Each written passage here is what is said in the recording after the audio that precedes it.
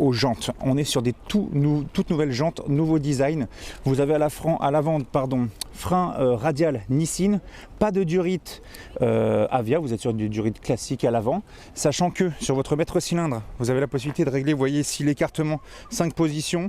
Donc l'avantage qu'il y a, c'est que si jamais vous venez la régler au plus loin, hop, donc là c'est au plus proche, le niveau 5, voilà, vous avez un écartement. Quand on a des grandes paluches comme moi, c'est quand même plutôt pas mal.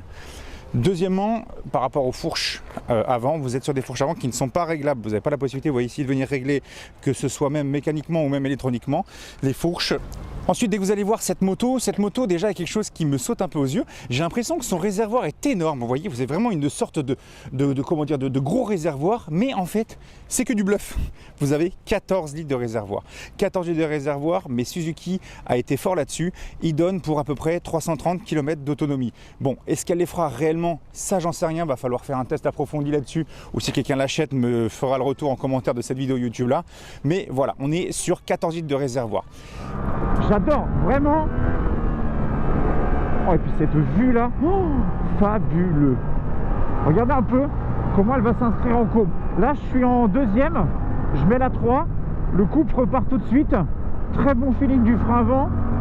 Alors, si je devais vous parler un peu des suspensions, vous voyez, là, on est sur une route un peu cabossée. Pas vraiment un billard, comme on appelle ça, même si à la caméra, vous avez l'impression que c'est plat. Ça rebondit plutôt pas mal.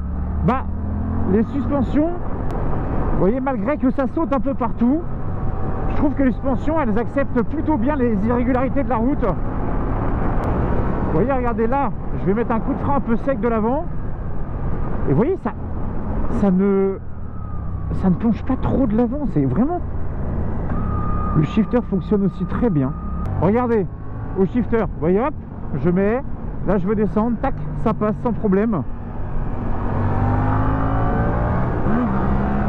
Bon, ça roule pas en 3 par contre. Le frein arrière, il freine plutôt pas mal d'ailleurs, ça. C'est bon ça.